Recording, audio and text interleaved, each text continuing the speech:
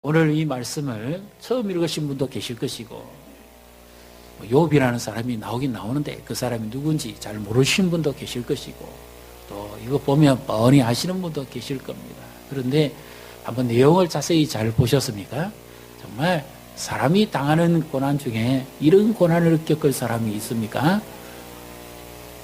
욥은 하나님이 인정한 사람입니다. 그의 믿음도 신앙도 삶도 인정했습니다. 이와 같이 순전하고 정직하여 악에서 떠난 사람이었고, 가장 중요한 것은 하나님을 경외하는 자가 없다, 그렇게 인정을 했습니다. 하나님의 자녀요, 하나님의 사랑받는 하나님의 백성입니다. 그런데 욥이 어떤 고난을 당합니까? 생각지도 않은 고난을 당합니다. 먼저는 그의 종들이 다 죽고, 그 다음에는 가축을 다 잃어버리고 재산이 다 사라지고, 그리고 그의 소중한도 어느 한날에 다 죽습니다. 그뿐만 아니라 자기에게는 온몸에 이 종기죠, 악창이 생겨서 가려워 견디지 못해서 기아짝으로 벅벅 긁어서 피고름이 나야만 시원함을 얻는 그런 몸의 육체의 고통까지도 겪습니다. 아니, 사람이 당하는 고난 중에 이와 같은 고난이 있습니까? 그렇지 않습니까? 우리가 병원에서 치료받을 때도, 수술하고 난 다음에도 그 통증과 고통이 얼마나 쓰리고 아픕니까? 회복될 때까지. 또 물질적 고통을 당할 때도 그렇고요. 남모르로 마음고통 당할 때도 얼마나 많습니까? 사람과의 관계 속에서 불편함, 괴로움, 답답함, 잠을 못 잡니다. 너무너무 힘듭니다. 그래도 누가 아시면 됩니까? 주님만 아시면 됩니다. 주님만 아시면 힘을 얻고 용기를 얻고 일어설 수 있는 줄 믿으시기를 바랍니다. 그래서 지금 욥이 이 고난 가운데서 간절히 하나님을 만나보기를 원합니다. 그런데 아무리 기다려봐도 하나님께서 뭐라고 말씀을 하시지를 않습니다. 동으로 가도 그가 안 계시고, 남으로 가도 그가 안 계시고, 서로 가도 그가 보이지 않고, 북으로 가도 그가 자취를 감추어 버렸었어요. 도무지 이해가 안 되지요. 왜 그렇습니까? 하나님이 그렇게 사랑하는 자였는데 왜 이런 고난을 당합니까? 오늘 우리는 어떻습니까? 하나님 미워하는 자입니까? 하나님이 사랑하는 자는 하나님의 백성입니다. 근데 우리에게 왜 이런 예기치 않은 고난과 어려움을 겪습니까? 그럴 때 하나님이 뭐라고 솔직하게 말씀이라도 해주면 위안이 되고 위로라도 됩니다. 그런데 때로는 고난 가운데 정말 고통스러운 고난은요, 하나님이 말씀하시지 않습니다. 침묵하시는 겁니다. 그래서 하나님 앞에 뭐라고 한 번이라도 나가서 변론이라도 해보고 싶은데 하나님이 아무 말씀을 안 하십니다. 자, 어느 정도일까요? 2절에 보면 그가 받는 괴로움과 탄식의 무게가 점점 더해갑니다. 그리고 8절, 9절을 우리 같이 읽습니다. 그런데 내가 앞으로 가도 그가 아니 계시고 뒤로 가도 보이지 아니하며 그가 왼쪽에서 일하시나 내가 만날 수 없고 그가 오른쪽으로 돌이키시나 배울 수 없구나.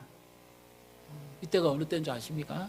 욥의 친구들이 욥의 절친입니다. 요즘 친한 친구를 보고 절친이라고 그러대요.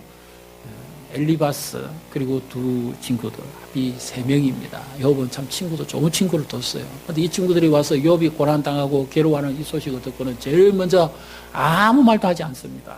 그리고 제일 먼저 뭘 하느냐 하면 금식을 합니다. 같이 옷을 뜯고 머리에 쟤를 뒤집어 쓰고 슬피 울며 금식을 합니다.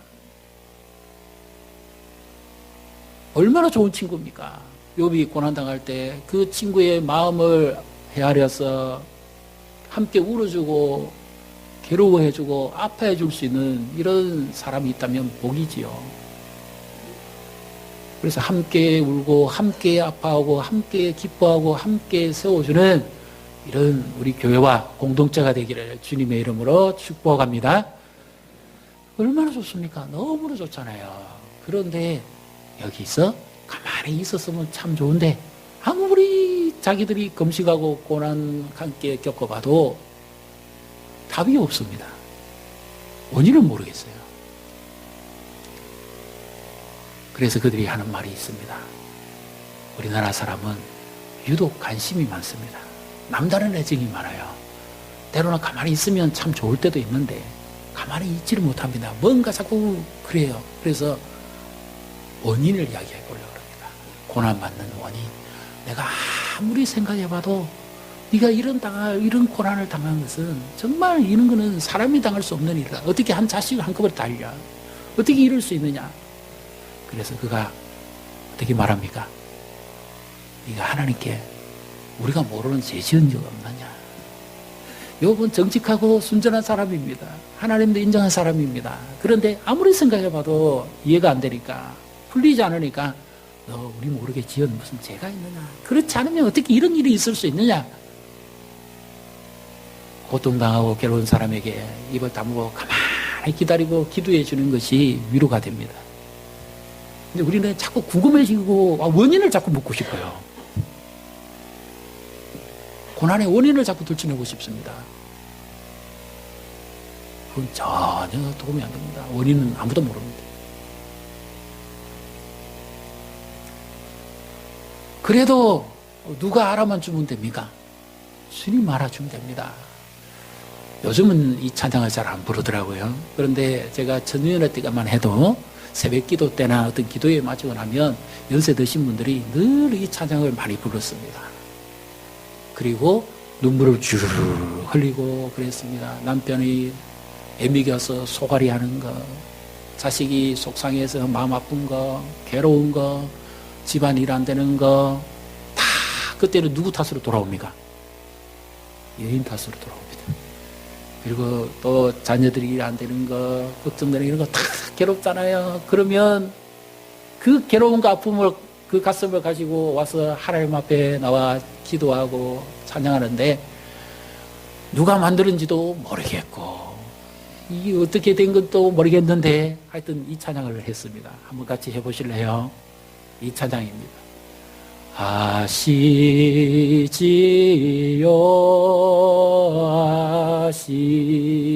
아시지요 아시지요 주님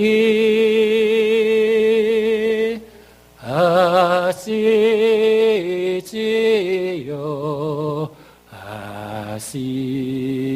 아시지요 아시지요 주님.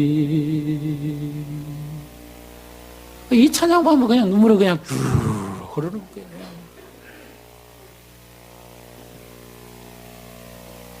욥이 지금 그렇지 않습니까? 우리 성도님들 어떻습니까? 욥이 친구가 절친이 함께 금식도 해주고 슬퍼도 해주고 아파도 해주지만 끝내 뭘 모르지요? 욥의 고난의 원인 모릅니다. 네가 죄져서 그렇지 않았냐? 단정했잖아요. 욥의 마음 모릅니다. 심지어 누구도 모를까요? 욥의 와이프도 모르고 괴롭고 힘드니까 욥에게 뭐렇게 말합니까? 당신이 그래도 힘을 내세요. 하나님이 당신과 함께 할 겁니다. 무슨 뜻이 있겠지요. 이렇게 말하면 얼마나 현숙하고 신앙적인 여인입니까? 욥의 아내가 뭐라고 그러죠? 하나님 욕하고 죽어버려라 마.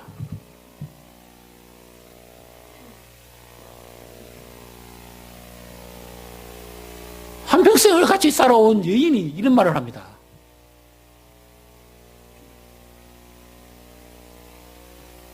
그럼 누가 알겠습니까?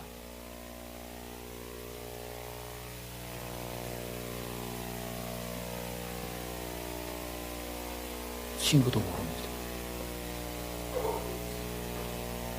아내도 모릅니다. 이 괴로움을. 여러분의 괴로움 아세요? 남편이 아십니까? 아내가 아십니까? 자녀가 압니까?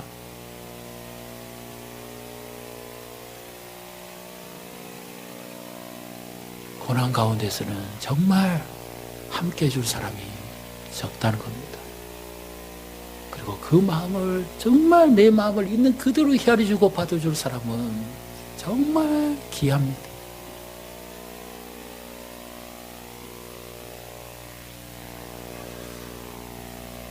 그런데 욥이요 참 특이한 고백을 합니다.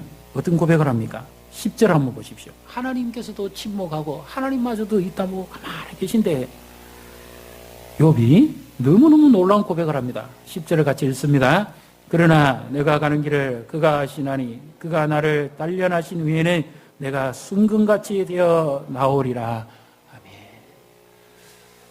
하나님도 사람도 말하는 것도 괴로울 때는 힘들거든요. 아프면 듣기 싫습니다. 남이 뭐라 해도 귀찮습니다. 피하고 싶고 자리 떠나고 싶고 그렇습니다. 그래서 누가 그럴 때는 조용히 기다려주시는 게 제일 좋고요. 그래서 하나님도 아무 말씀 안 하실까요? 하나님도 욥의 마음을 아시기 때문에 욥이 괴로울 것 같아서 아무 말씀도 안 하고 입 다물고 가만히 계실까요? 그런데 욥이 왜 그렇게 말합니까? 하나님마저도 입을 안 여시고 가만히 계신데 그가 하는 말이 무슨 말입니까? 응? 오직 나의 가는 길을 그가 하시나니, 여기 그는 주님이시죠.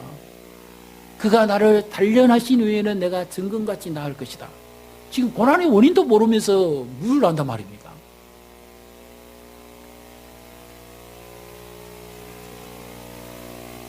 그래서 여기 안다는 말은 처음에서 피부적으로 안다는 겁니다. 이 고난을 사람이 받는 고난치고 이와 같은 고난이 있을 수 있습니까? 근데 이 고난에는 분명히 하나의 어떤 뜻은 담겨져 있습니다. 그것을 욥이 은연중에 고통 가운데서 스스로 고백하면서 지금 하나님을 찾아가고 있으면서 그렇게 말을 하고 있죠. 그래서 우리가 고난이 깊을 때는 생각이 많고 그 가운데서 하나님을 더듬어 찾아가는 시간이 됩니다. 비록 하나님이 침묵하신다 할지라도요. 그 의미는 어떤 의미죠?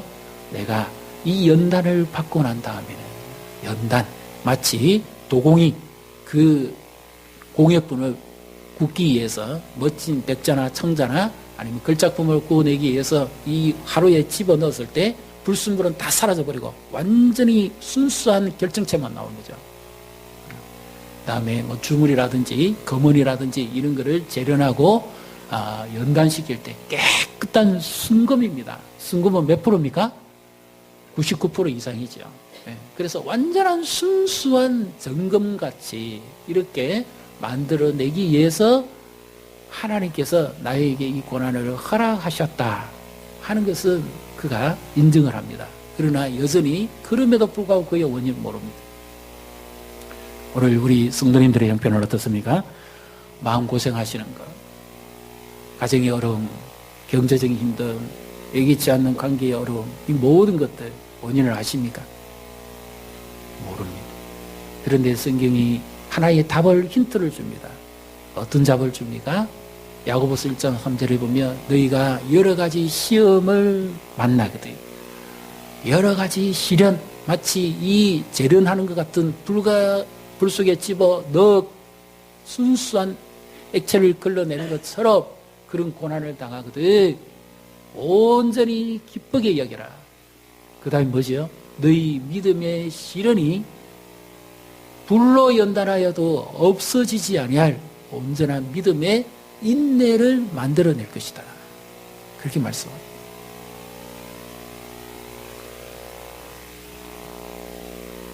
그리고 베드로전서에도 마찬가지죠.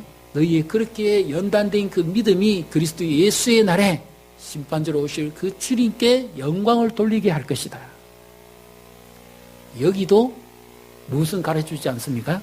연단과 고난은 있어도 원인은 말하지 않습니다. 원인을 아무도 모릅니다. 분명히 하나 아는 것이 있습니다. 욥이 이 고난 가운데서 정말 사람이 당할 수 없는 고통과 괴로움과 아픔을 겪습니다. 상실감을 겪고 육체의 고통, 사랑한 자녀를 잃어버리지요. 관계가 끊어지지요. 소유를 다 잃어버리지요. 이 고통 가운데서 욥이 계속해서 더듬으면서 찾습니다.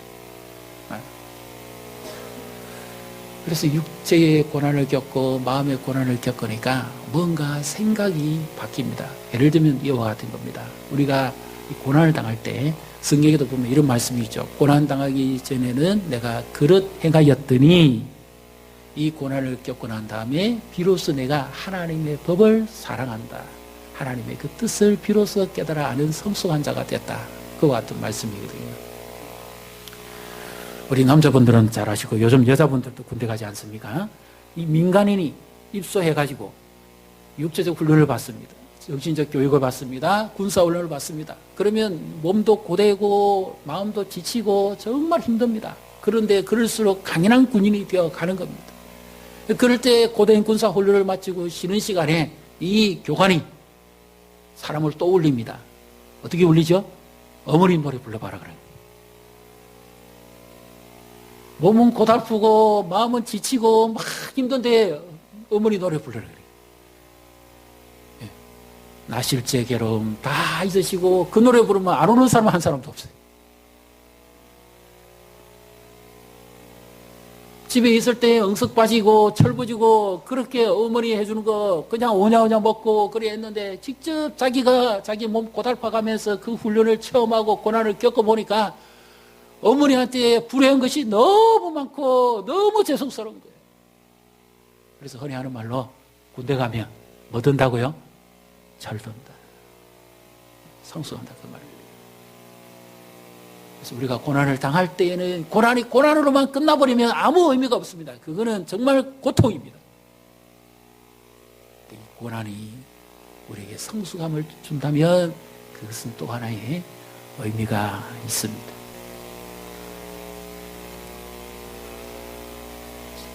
제가 알고 있는 어떤 한 후배가 있습니다.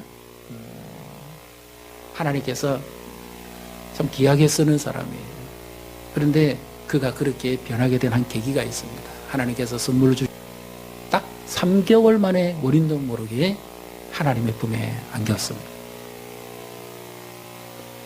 그런데 이 친구가 그것을 경험하고 나니까 모든 기대와 근본이 다 흔들립니다. 자식이 죽으면 부모 가슴이 묻는다잖아요. 생명이 태어나기까지는 얼마나 신비입니까? 어머니 자궁 안에서 완전히 생명에 연결이 돼가지고 해야 되는데 어떤 애는 태중에서 그냥 그 스스로 심장이 멈춰 죽어버리는 그런 경우도 있습니다. 밖에 나오지도 못하고. 사람이 할 수 없는 거예요. 이 생명은 신비입니다. 하나님만 할 수 있는 겁니다. 근데 이런 고난을 겪고 비로소 그가 깊이 생각해 봤을 때 그가 깨달아진 것이 있습니다. 하나님은 죄도 없으신데 하나밖에 없는 유일한 외아들을, 유일한 독자를 이 땅에 보내셔서 나를 대신해서 죽게까지 하시고 내 고난과 죄짐을 대신 담당하게 하시는데 그 하나님 아버지의 마음은 예수님이 십자가에 달리실 때 얼마나 고통스러웠을까. 그것을 비로소 깨달았다는 겁니다. 본인이 그전에도 설교도 하고 가르치기도 하고 많이 했습니다. 그런데 그 사건을 경험하는 순간, 가장 절망이 될 순간에 하나님의 사랑이 불과 같이 그의 심령에 임했어요. 이 복음만이 진정한 사람을 살리는 거구나.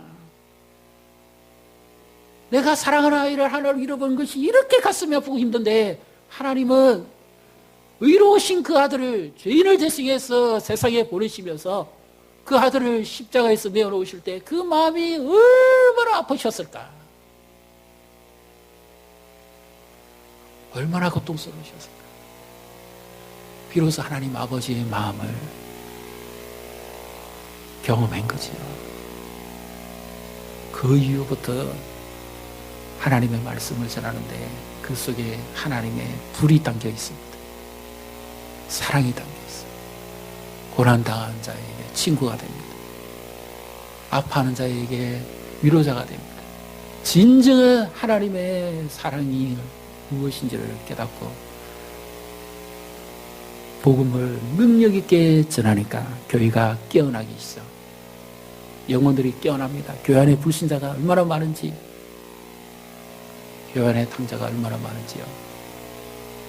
십자가 없이 살아가는 사람들이 얼마나 많은지 비로소 본인도 그와 같았던 것을 깨닫고 그가 돌이켰을 때 교회가 놀랍게 일어서기 시작했습니다. 만약 이것이 사람이 당하는 고난이라고 생각해 보십시오. 욥이 당하는 고난. 이런 하나님이 어디 계십니까? 욥도 죄인입니다. 완전한 자가 아닙니다. 욥의 이 고난은 앞으로 오셔서 고난받으실 예수 그리스도의 예표를 보여줍니다. 그래서 욥이 이 고난 가운데 그냥 가만히 있었으면 어찌 될지 모르는데 그가 이 고난 가운데 계속해서 한 분을 생각하고 찾아가기 시작합니다. 욥기 9장 2 하나님은 나처럼 사람이 아니신즉 내가 그에게 대답할 수 없으며 함께 들어가 재판을 할 수도 없고 우리 사이에 손을 얹을 판결자도 없구나. 여기 판결자가 무슨 말인가 하면 하나님과 나 사이에 중보자를 말하는 겁니다. 내가 이런 고난당하고 괴로울 때 누가 나의 이 괴로움을 알고 아픔을 이해해 줄까? 사람으로서는 모른다는 거예요. 그래서 정말 나의 이 괴로움보다도 더 고통을 당하실 분, 하나님과 나 사이의 유일한 중보자, 죄 없으신 어려우신 한 분이 나 사이에 계셔가지고 내가 당하는 이 고통을 헤아려 주시면 좋겠다.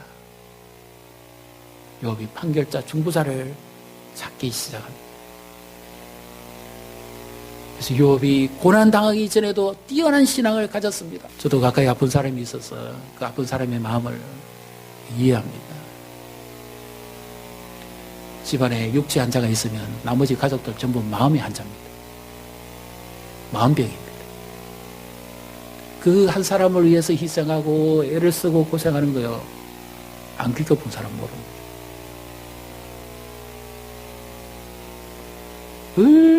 얼마나 그 간절함과 고통이 힘든지 모릅니다. 육체의 고통도 아프지만 마음의 병의 이 아픔은요, 말로 표현하지를 못합니다. 희생해야 됩니다. 포기해야 됩니다. 내려놔야 됩니다.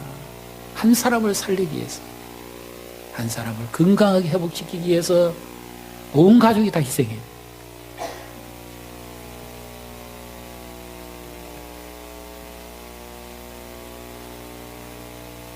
그래서 주님이 우리 대신 고난을 받으시는데 그분은 우리를 체휼하지 아니하시는 분이 아니시라. 우리를 긍휼히 여기지 아니하시는 분이 아니라 우리와 한결같이 고난을 받으시되 우리를 긍휼히 여기시되 다만 죄는 없으시니라. 주님 우리의 모든 것을 다 아십니다. 우리의 아픔도 아십니다. 우리의 연약함도 아십니다. 먼저 겪어보셨기 때문이죠. 이것을 욥의 고난으로만 하면 안 됩니다. 예수 그리스도의 의로운 고난, 그 고난을 대비해야만 이 욥의 고난이 풀립니다. 우리 인생의 고난, 예기치 않은 아픔, 힘든 일, 그것으로만 끝나면 절대 안 풀립니다. 못 풀어냅니다. 내가 가는 길을 오직 그가 아시나니 그가 나를 단련하신 이후에는 내가 순금같이 나올 것이다. 예수 그리스도의 고난에 한번 보십시오. 그 주님의 그 아픔을 한번 생각해 보십시오. 그리고 그 주님의 사랑을 한번 생각해 보십시오. 비로소 내가 깨닫습니다. 그래서 이 주님의 고난을 우리가 생각하면서 우리가 어떻게 살아야 되겠습니까? 특별히 우리가 이번 절기안에는 우리의 삶의 우선순위를 하나님께 드리십시오. 예수님은 나를 위해 죽기까지 하셨는데 우리의 삶의 우선순위를 하나님께 드리고 교회의 모든 일들도 하나님께 먼저 우선순위를 드려서 우리 가운데 오신 이 주님을 만나고 부활의 주님께 영광을 돌리고 우리의 이 고난 넘어 영원한 부활이 있다는 것, 우리가 지금 당하는 고난은 장차 우리에게 주실 영광과 좋게 비교할 수 없다니 이 부활의 신앙을 확고히 하는 저 우리 성도님과 교회가 되시기를 주님의 이름으로 축복합니다. 그리고 우리가 아무리 바빠도 분주해도 하나님의 말씀을 사랑하십시오. 이번 한 주간만큼은 우리 셀에서도 기관에서도 개인적으로도 하나님의 말씀을 좀 가까이 해보십시오. 아무리 힘들고 어려워도 주님이 나를 이렇게 사랑하십니다. 말씀을 읽기를 좀 작정을 하십시오. 그 말씀을 좀 가까이 하십시오. 그리고 우리 주변에는 고난은 당하되 이겨낼 힘이 없는 자, 방황하는 자들이 얼마나 많습니까? 우리 가족도 그렇지 않을까요? 우리는 이 고난을 겪어도 주님이 함께 하십니다. 믿으십니까? 내가 불 가운데 지나갈지라도 내가 너와 함께 할 것이다. 그런데 한 가지 신비한 거는요, 내가 불을 멈춰주지 않는다 그래요. 물 가운데 지나갈지라도 그 물이 너를 침몰하지 못하게 할 것이다. 그러나 내가 너와 함께 할 것이다. 우리가 예수를 믿고 난 다음에는 우리의 모든 고난과 어려움과 아픔에 주님이 함께 한다는 사실입니다. 믿으시기를 바랍니다. 감당할 수 있는 힘을 주시는 겁니다. 예수님 모르는 사람들은 여전히 인생 방황합니다. 고난을 고난으로만 살아갑니다. 그러다 끝납니다. 그래서 우리가 이번에 기도해야 될 제목 가운데 우리도 얼마나 간절히 바랍니까? 그런데 우리가 우리 가족이나 이웃이나 지인이나 직장의 동료나 주변의 사람들의 그 영혼들의 이름이 담겨 있습니다. 하나님, 이 사람을 좀 만나주시고 이 사람을 좀 건져주십시오. 이 사람을 주님 앞에 나오게 해주십시오. 한두 분 교회 왔다 갔다 해서 연결되어지지 않는다고 포기하지 마십시오. 병원의 의사는요, 중환자실에 있는 생명을 포기하지 않습니다. 그들이 포기하면 환자는 죽어버립니다. 24시간 풀 가동입니다. 한 생명을 살리기 위해서.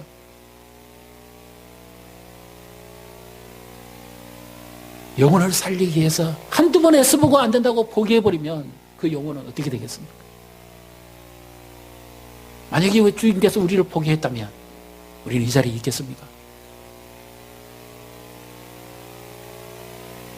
그리스도의 사랑으로 다시 우리 가슴이 뜨거워져서 복음의 능력을 체험하고 한번 생각해 보십시오. 우리가 그렇게 애써서 믿으려 해도 그 사람들은 안 믿습니다. 그런데 신기한 거는요, 남들은 그렇게 안 믿고 집안도 어른도 안 믿고 가족도 반대하고 친구도 반대하고 안 믿습니다. 그런데 신기한 건 뭐예요? 그 예수님은 나는 믿어졌다는 겁니다. 믿습니까? 이것이 은혜 아닙니까? 그렇게도 안 믿는데 나는 믿어진 거예요. 나는 믿어지는 거예요.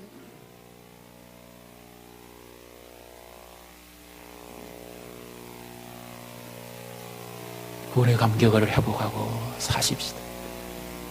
깨어서 기도하시고 하나님이 기뻐하시는 이 고난의 신비 지금 내 모릅니다. 그러나 분명히 이후에 하나님께서 하실 일은 분명히 있을 것입니다. 그날에 정말 주님께 영광을 돌리고 더 믿음에 굳게 서서 흔들리지 말고 포기하지 말고 확고히 서서 기다리시며 반드시 이때가 지나가서 하나님이 기뻐하시는 아름다운 역사를 나타내신다는 사실을 믿으시기를 주님의 이름으로 축복합니다. 우리 이 시간 함께 찬양하면서 하나님 앞에 예물을 드리도록 하겠습니다.